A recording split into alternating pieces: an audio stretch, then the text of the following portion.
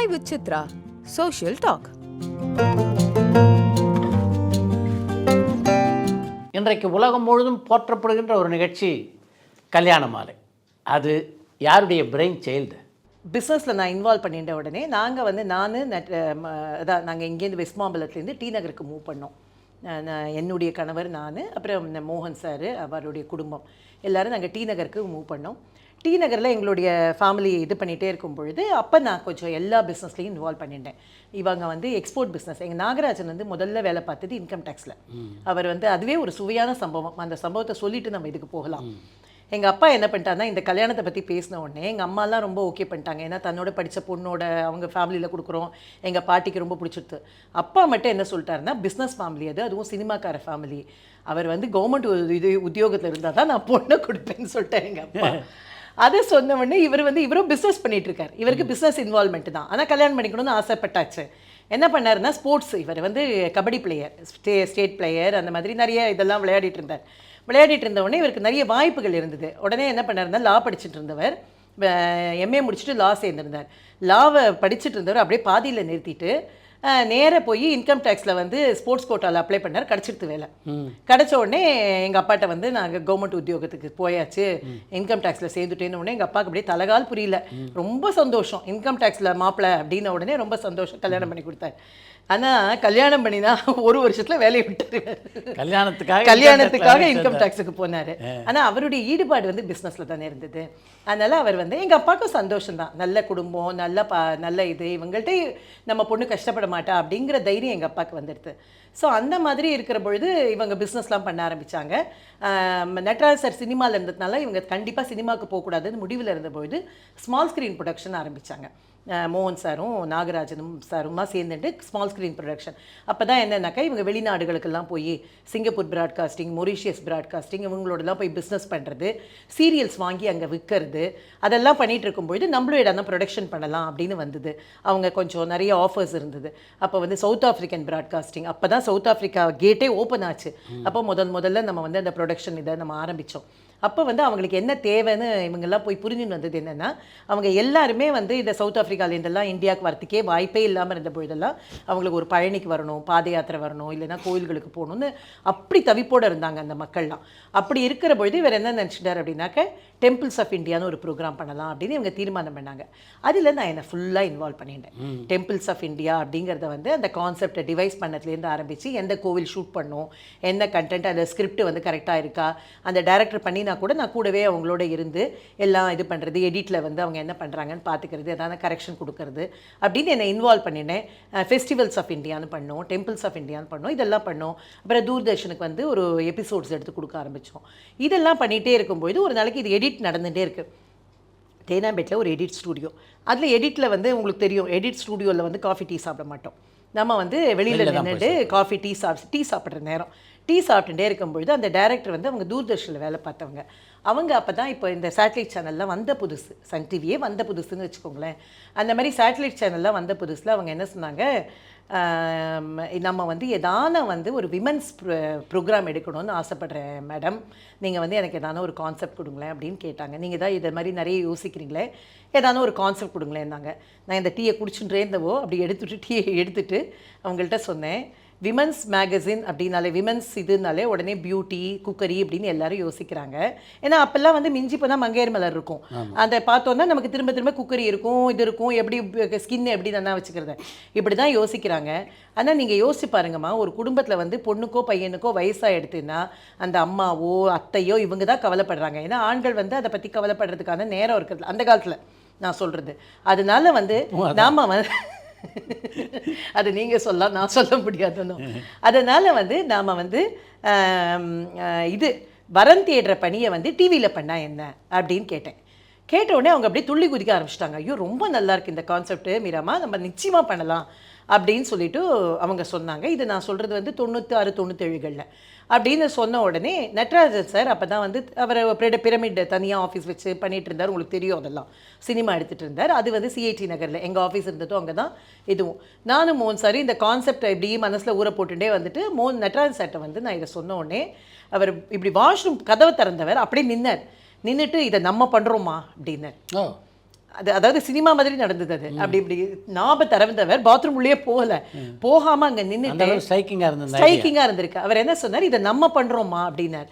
போயிட்டு அப்புறம் வாஷ்ரூம் போயிட்டு வந்துட்டு, நீ முதல்ல அந்த அம்மாவுக்கு ஃபோன் பண்ணு. அப்போல்லாம் மொபைல் கூட ரொம்ப கிடையாது, எல்லார் கையிலையும் நம்ம ஃபோன் தான். அந்த அம்மாவுக்கு முதல்ல ஃபோன் பண்ணு, நம்ம பண்ணுறோன்னு சொல்லு அப்படின்னா. நான் அந்த அம்மாவை பிடிச்சி அந்த அம்மாட்ட ஃபோன் பண்ணேன். அம்மா, நம்ம நட்ராஜ் சாரும் மோகன் சார் எல்லாருமே நான் எங்கள் ப்ரொடக்ஷனில் பண்ணணும்னு இது யோசிக்கிறாங்கம்மா. இல்லை உங்கள் கான்செப்ட்டுமா, நீங்கள் பண்ணணுன்னா கண்டிப்பாக நீங்கள் பண்ணிக்கிங்க, இது அப்சல்யூட்லி உங்களோட கான்செப்ட், இது நீங்கள் பண்ணிக்கிங்க. நாங்கள் சொன்ன உடனே அது அப்படியே விறுவிறுன்னு நம்ம இந்த சினிமாவில் அண்ணாமலை படத்தில் அவர் பணக்காரரார மாதிரி தான் இது நடந்தது. என்ன நடந்தது அப்படின்னாக்கா, நட்ராஜ் சார் உடனே சுரேஷ் கிருஷ்ணா சாருக்கு ஃபோன் பண்ணார், அதை பண்ணினார், கான்செப்டை டிவைஸ் பண்ணார். அனந்து சார் வந்தார், கான்செப்டை யோசித்தாங்க.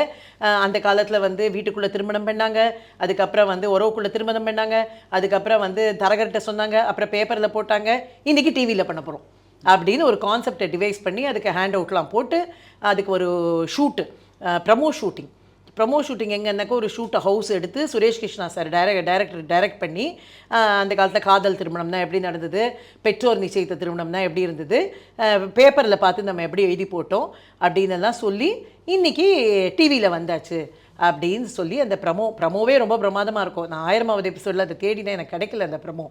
அவ்வளோ நல்ல ப்ரமோ அது. அந்த மாதிரி பண்ணி இந்த ப்ரமோவை ரெடி பண்ணிட்டேன். ஆனால் அது பேர் வைக்கிறதுக்கே ரொம்ப இன்ட்ரெஸ்டிங்காக நிறைய டிபேட் போச்சு. நாங்கள் எங்களுக்கு தெரிஞ்சது மாங்கல்யம் அது இது என்னெல்லாமோ சொன்னோம். அனந்து சார் சொன்னார், இல்லைம்மா போஸ்ட் கார்டில் எழுதி போடுவோம், நான் இதில் கலந்துக்க. அந்த காலத்தில் அப்போ தானே பண்ணுவாங்க, போஸ்ட் கார்டில் எழுதி நாங்கள் இந்த டிவி நிகழ்ச்சியில் கலந்துக்க விருப்பம்னா அதில் எழுதி போடுவோம். அவன் வந்து எந்த நிகழ்ச்சிக்கு போஸ்ட் பண்ணுற அப்படின்னு கேட்டால் மாங்கல்யம் தந்து நான் என்னெல்லாம் சொல்ல முடியாது, அவனால் அது வாயில் நுழையிற சிம்பிள் பேராக இருக்கணும் அப்படின்னு அனந்து சார் சொன்னார். அப்போ தான் இந்த படம் வந்து நமக்கு பரபரப்பாக புது அர்த்தங்கள் போயிட்டு அந்த பாட்டு ரொம்ப பாப்புலராக இருந்தது. திடீர்னு அனந்து சார் தான் பேர் வச்சார், கல்யாண மாலை அப்படின்னு பேர் வச்சார். அது பேர் வச்சது அவர், அந்த இதை எடுத்து கொடுத்தது இவர், இதை இனிஷியேட் பண்ணது நட்ராஜன் சார், மோகன் சார் இது நடத்துறதுன்னு. மோகன் சார் நடத்துறது அப்படிங்கிறது நீங்கள் கேள்வி கேட்கறதுக்கு முன்னாடியே நான் பதில் சொல்லிடுறேன். மோகன் சார் நடத்துறதுங்கிறதோ இல்லை நான் அதை இயக்குறதுங்கிறதோ முதல்ல கிடையாது. ஏன்னா எனக்கு சுத்தமாக ஒன்றுமே தெரியாது. நான் ஏதோ எம்ஏ படிச்சுட்டு வந்தவோ. மோகன் சாருக்கும் இப்போ ப்ரொடக்ஷன் அது இது அது மாதிரி இருந்தாரே தவிர ஏதோ செலவு பண்ணலாம் ப்ரொடியூஸ் பண்ணலாம்னு நினச்சாரே தவிர அவர் இதுக்குள்ளே வரதாவெல்லாம் கிடையாது. அப்போ நாங்கள் வந்து டேட் கிடச்சாச்சு. ஒரு கொஞ்ச நாளைக்கு ஏதோ பண்ணிக்கினி பார்த்தோம், அது சரி பண்ணல. அப்புறம் சன் டிவியில் டேட் கிடச்சிடுது. இப்போ சன் டிவியில் நாங்கள் ஃபுல் ஃப்ளெஷ்டாக போனோம். 2000 ஆரம்பம். அது 2000 டேட் வந்தாச்சு, ஷெடியூல் வந்தாச்சு, இப்போ ஷூட்டிங் போகணுன்னா நிறைய பேர் ட்ரை பண்ணோம். அப்போ என்ன எங்களுக்குள்ளே மனசுக்குள்ளே இருந்ததுன்னா, கல்யாண மாலைங்கிற கான்செப்ட் வின் பண்ணணும்னு நாங்கள் நினச்சோமே தவிர, ப்ரோக்ராமாக வின் பண்ணணும்னு நினச்சோமே தவிர, மேட்ரிமோனி நம்ம கோர் ஆக்டிவிட்டி, நம்ம இவ்வளோ கல்யாணம் இதெல்லாம் எதுவுமே கிடையாது. ஏதோ 13 வாரம் இல்லை 26 வாரம் அது நல்லா போகணும், இதுதான் நம்ம மனசில் இருந்து ப்ரோக்ராமாக நல்லா ஜெயிக்கணும், இதுதான் இருந்தபோது. அப்போ நம்ம என்ன நினைப்போம், பாப்புலராக இருக்கிறவங்க தானே ஆங்கர் பண்ணணும்னு நினைப்போம், ஆப்வியஸ் தானே. அந்த மாதிரி நிறைய பேர்கிட்ட நாங்கள் போய் கேட்டோம். நல்ல ஒரு இயக்குனர் நடிகர்கிட்ட கூட நாங்கள் கேட்டோம். எல்லார்ட்டையும் கேட்டபொழுது நம்ம ஐடியாவும் அவங்க ஐடியாவும் ஒட்டே வரல. என்ன ஒன்று பை காட்ஸ் கிரேஸ், அப்போ எனக்கு வந்து இன்றைக்கி நான் வந்து 60 வயசில் இருக்கேன் அப்படின்னா, அன்றைக்கி எனக்கு என்ன 35 வயசு இருந்திருக்கும்னு வச்சுக்கோங்களேன். அந்த வயசுலேயே எனக்கு என்ன தோணித்துன்னா, இது சரியாக வராதுன்னு அட்லீஸ்ட் தோணித்து. இதை இவங்க சொல்கிறது வந்து இவங்க வந்து இப்படி பண்ணினாங்கன்னா சரி வராது. ஒருத்தர் என்ன சொன்னார்னா, என்னை யாரும் இயக்கக்கூடாது, நானே டைரக்டர் தான், நானே என்னை இயக்கிப்பேன், நான் வந்து மானாவாரியாக தான் கேள்வி கேட்பேன். ஒரு பொண்ணு வந்து உட்காந்தாள்னாக்க, நீ சமைச்சா அடுத்தவங்க சாப்பிட முடியுமாம்மா அப்படின்னு கேட்பேன். ஏற்கனவே உனக்கு ஒரு லவர் இருந்தாலாம் அப்படிலாம் கேட்பேன். அப்படி கேட்டால் தான் ப்ரோக்ராம் ஜெயிக்கும். அவர் கேட்டது ப்ரோக்ராமாக நியாயம்தான். என்ன அந்த பையன் வந்து கேட்டால் தான் தம் அடிப்பியான்னு கேட்பேன். இப்படியெல்லாம் கேட்டால் தான் இந்த ப்ரோக்ராம் ஜெயிக்கும். ஆனால் இப்படி பண்ணினா தான் நமக்கு வந்து டிவியில் நிலச்சிருக்க முடியும். அதனால் நீங்கள் என்னை யாரும் டைரக்ட் பண்ணக்கூடாது, அண்ட் ஒரு நாளைக்கு இவ்வளோ தான் பண்ணுவேன், எபிசோடை முடிச்சுட்டு போட்டு வந்துடுவேன் அப்படின்னு சொன்னேன். எனக்கு வந்து அது ஒப்புதலாகவே வரல. நான் அவங்க வீட்டிலேருந்து மாடிப்படியிலேருந்து இறங்கி வரும்பொழுது மோகன் சார்கிட்ட சொன்னேன், இது விளங்காது, இல்லை அது விளங்காதுன்னு சொல்கிறத விட இந்த ப்ரோக்ராமை நீங்கள் பண்ணுங்கன்னு சொன்னேன். என்ன அது ஒரு வார்த்தை நான் சொன்னேன். என்ன சொன்னேன்னாக்க, அவங்க பண்ணினாங்கன்னா அவங்களினுடைய கல்யாண மாலைன்னு மாறும், ஏன்னா அவர் ரொம்ப பாப்புலர். ஆனால் நீங்கள் பண்ணினீங்கன்னா கல்யாண மாலை மோகன்னு பேர் வரும் உங்களுக்கு, நீங்கள் பண்ணுங்க அப்படின்னு சொன்னேன். மோகன் சார் அப்படியே நின்றுட்டார் அந்த இடத்துல. நின்றுட்டு, அம்மா எனக்கு 2 வாரத்தை பேசினா 3வது வாரத்தை மறந்து போயிடும், என்ன போய் இதிலெல்லாம் இழுத்து விடாத, அவங்க பேரை சொல்லிகிட்டே இருக்கும்போதே நான் பேரை மறந்து போயிடுவேன், மணப்பெண் வேணுமா மகள் வேணுமான்னு கூட என்னால் ஞாபகம் வச்சு சொல்ல முடியாது, இந்த விளையாட்டுக்கெலாம் நான் வரல, அதனால் நீ வந்து இதெல்லாம் என்னை இழுத்து விடாதனர். நான் இல்லவே இல்லைன்னு சொல்லிட்டேன். இல்லவே இல்லை, நடக்குது. இப்போ என்ன நம்ம என்ன பெரிய அப்படியே 1000 எபிசோட் பண்ணிட்டோமா? ஒன்றும் கிடையாது. பண்ணுறோம், ஜெயிச்சா ஜெயிக்க போகிறோம், ஜெயிக்கலையா நமக்கு வேறு ப்ரோக்ராம் இருக்குது, நம்ம வேறு பண்ணிட்டு போகலாம். நமக்கு ஒன்றும் இதுதான் வாழ்வா சாவா கிடையாது. ஏன்னா நிறைய ப்ரோக்ராம்ஸ் பண்ணி எல்லா நாட்டுக்கும் அனுப்பிச்சுட்டு இருக்கோம். அதனால் நமக்கு ஒரு லைவ்லிஹுட் இருக்குது. அதனால் இதை நீங்கள் தான் பண்ணுறீங்க, நன்னா வந்தால் பண்ணுவோம், நன்னா வரலைன்னா வேண்டாம் அப்படின்னு சொன்னேன். அப்படி தான் மோகன் சார் உள்ளே வந்தார். நான் வந்தது எப்படி ஒரு இது அப்படின்னாக்கா, நான் எனக்கு இயக்கம் அப்படி இப்படிலாம் நான் நினைக்கவே இல்லை. எப்படி நான் முன்னாடி சொன்னேன் இல்லையா, இந்த டெம்பிள்ஸ் அது இதெல்லாம் பண்ணும்போது கொஞ்சம் கூட போய் உட்காந்துட்டு இருந்தேன்னு, அந்த மாதிரி அவங்கள போட்டு தான் நான் பண்ணுறதா இருந்தது. ஆனால் அவங்க பண்ணும்பொழுது என்ன பண்ணிட்டாங்க அப்படின்னாக்க, அவங்க எல்லாம் ஒர்க் பண்ணதெல்லாம் கவர்மெண்ட்டில் ஒர்க் பண்ணவங்க. அதனால் இப்போ அவங்க வந்து ஒருத்தர் உட்காந்துட்டுருக்காங்க, அங்கே வரன்னு தேடுறதுக்கு நாங்கள் அப்ளை பண்ணாலே 5 பேர் வருவாங்க. காலம்பரை 5 பேரண்ட்ஸ் வருவாங்க, இப்போ பசங்க வருவாங்க. லைட்ஸ்லாம் ஆன் பண்ண உடனே 3 பேர் காணாமல் போயிடுவாங்க. ஏன் பயம் வந்துடும். ஏன்னா எப்போ நான் சொல்கிறேன், 25 வருஷம் முன்னாடி பயம் வந்துடும். லைட்ஸ் ஆன் பண்ணி ஷூட்டிங் லைட்ஸு ஷார்ட்ஸுன்னு வச்ச உடனே சத்தமே போடாமல் பிரேக்ஃபாஸ்ட் சாப்பிட்டு 3 பேர் காணாமல் போயிடுவாங்க. அப்போல்லாம் உங்களுக்கு ஞாபகம் இருக்கும்னு நினைக்கிறேன், அந்த மணிலாவோ எங்கேயோ போயிட்டு வரணும் எபிசோடு, இங்கேருந்து அப்லிங்க் ஆகாது, அங்கே போயிட்டு வரணும். நான் 10 நாள் முன்னாடி எபிசோடு கொடுக்கணும். அந்த மாதிரி கொடுக்கணும்னா வாரம் ஷூட்டிங் பண்ணணும். நம்ம அப்போ ஹவுஸ்னு ஒன்று இருந்தது இல்லை, அதில் வாரம் வியாழக்கிழமைக்கு ஷூட்டிங் வைப்போம். 5 பேர் வருவாங்க, 2 பேர் காணாமல் போயிடுவாங்க, 2 பேர் தான். அவங்களே வந்து உட்காண்டிருந்தாலும் நம்ம ஆளுங்க ரொம்ப லேட்டாக வருவாங்க. வரட்டும், நம்ம ஃப்ரீயாக தானே பண்ணுறோம், வெயிட் பண்ணட்டும் அப்படிங்கிற மாதிரி அவங்க ஒரு ஆட்டிடியூடில் இருந்தாங்க. அப்புறம் வந்து கான்செப்டாக ஏதோ ஒன்று டெவலப் பண்ணாங்க. எனக்கு அது சரிப்பட்டு வரலன்னு உடனே நான் சொன்னேன், இது 2-3 எபிசோடுக்கு மேலே தேராதுமா, இது ஏதோ ஒரு கான்செப்ட் இருந்தது, எதிர்பார்ப்புகளும் ஏமாற்றங்களும் அப்படின்னு ஒரு கான்செப்ட் கொடுத்தாங்க. கணவனும் மனைவியும் பேசணும், அதில் ஒரு காம்பனண்ட்டில் கணவன்கிட்ட நான் என்ன எதிர்பார்க்குறேன்னு மனைவி சொல்லணும், என்ன ஏமாற்றம் அடைஞ்சேன்னு சொல்லணும். யார் உண்மையாக சொல்லுவாங்க? 25 வருஷத்துக்கு முன்னாடி, இப்போயான கொஞ்சம் சொல்லலாம். 25 வருஷத்துக்கு முன்னாடி கணவன் வந்து என் மனைவிட்ட நான் இதை எதிர்பார்த்தேன் அவள் பண்ணலைன்னு சொல்ல முடியுமா? இல்லை என் கணவன்கிட்ட நான் இதை எதிர்பார்த்தேன், திரும்ப என்ன சொல்லுவாங்க, நான் லேட்டாக வராரு, நான் இதை தவிர வேறு உள்ள எதையுமே பேச முடியாது. அப்போ இது 2 எபிசோடுக்கு மேலே தேரும்னு எனக்கு தோணவே இல்லை. நான் அவங்கள்ட்ட சொன்னேன், இது சரி வராதுன்னு தோன்றதுமா, நம்ம வந்து இதை மாற்றிக்கலான்னு. அதுக்கு ஒப்புதல் இல்லை அவங்களுக்கு. அப்போ தான் வந்து மோகன் சாரோட ரொம்ப ஃப்ரெண்டு, உங்களுக்கு தெரியும்னு நினைக்கிறேன், சுபாஷ் சந்திரன் பேர், எக்ஸ்னோராலெல்லாம். அவர் ரொம்ப இதை மானிட்டர் க்ளோஸாக பார்த்து, அவர் தான் அன்புள்ள அம்மானு சீரியல் எடுத்தார் அப்போ மனோரமா ஆட்சியை வச்சு. அவர் என்ன சொன்னார்னா, மீரம்மா இந்த எப்படி நான் மோகன் சாரை நான் சொன்னேனோ அந்த மாதிரி அவர் எங்கிட்ட சொன்னார், இந்த கரு உங்களோடது, இதுக்கு நீங்கள் தான் வந்து கான்செப்ட் இப்படி வேணும் அப்படி வேணும் நீங்கள் யோசிக்கிறீங்க, ஏன் நீங்கள் டைரக்ட் பண்ணக்கூடாதுன்னு. ஐயோ எப்படி சார், எனக்கு எதுவுமே தெரியாது, கேமரா தான் என்னன்னு தெரியாது, லைட்ஸ் தான் என்னன்னு தெரியாது, நான் போய் அதெல்லாம் யாருக்குமே டைரக்டருக்கு யாருக்குமே தெரிஞ்செல்லாம் உள்ள வரல. உங்களோட கான்செப்ட், உங்களுக்கு என்ன கண்டென்ட் வரணும்னு உங்களுக்கு தெரியும், என்ன பேசணும்னு உங்களுக்கு தெரியும், எல்லாத்தையும் நீங்களே கற்றுக்கலாம். நல்ல அசிஸ்டன்ட் டைரக்டர் போட்டுக்குங்க, நல்ல கேமராமேன் போட்டுங்க, நீங்கள் பண்ணுங்கன்னார். அதுலேருந்து நான் பண்ண ஆரம்பித்தேன். 6வது எபிசோட்லேருந்து நான் பண்ண ஆரம்பித்தேன் இயக்கத்துக்கு. இப்படி தான் இன்றைக்கி 1200 வாரங்களை கடந்து 25வது ஆண்டுக்கு நம்ம வரப்போகிறோம். இப்படி தான் உருவாச்சு கல்யாண மாலை. முதலாக கல்யாண மாலை நிகழ்ச்சி ஆரம்பித்த போது எப்படிப்பட்ட சவால்களை எல்லாம் நீங்கள் எதிர்கொள்ள வேண்டி இருந்தது? பிரச்சனைகள் நிறைய இருக்கும் சார். நம்ம எல்லாருமே இந்த மாதிரி இண்டஸ்ட்ரிக்குள்ளே இருக்கோம். கண்டிப்பாக நமக்கு எல்லாருக்குமே தெரியும், முதல் பிரச்சனை ஃபினான்ஷியல் பிரச்சனை. ஒரே ஒரு விஷயத்தில் நாங்கள் ரொம்ப வி ஆர் பிளெஸ்ட் அப்படின்னு சொல்லணும். அப்படின்னாக்க இன்ஹவுஸ் ப்ரொடக்ஷன்னா என்னது 100% இன்ஹவுஸ் ப்ரொடக்ஷன். ஏன்னா மோகன் சார் தான் ஆங்கர், அவருக்கு ஒரு ஃபீஸ் கொடுக்க வேண்டாம், நான் டைரக்டர், எனக்கு ஒரு ஃபீஸ் கொடுக்க வேண்டாம், ப்ரோக்ராம் போனால் போகிறோம் அப்படிங்கிறது தான் நம்மளோட ஒரு இதுவாக இருந்தது. அதனால் அது ஒரு பிரச்சனை இல்லை. மற்றபடி மீதியெல்லாம் எடிட் பண்ணணும், இது பண்ணணும், சன் டிவிக்கு டெலிகாஸ்ட் ஃபீ கட்டணும், இது மாதிரி நிறைய விஷயங்கள் இருக்குது. அதனால் இது போயிட்டே இருக்கும்பொழுது ஒவ்வொரு பீரியட் ஒரு 50-60 வாரத்தில் வந்து ஒரு தொய்வு ஏற்பட்டது.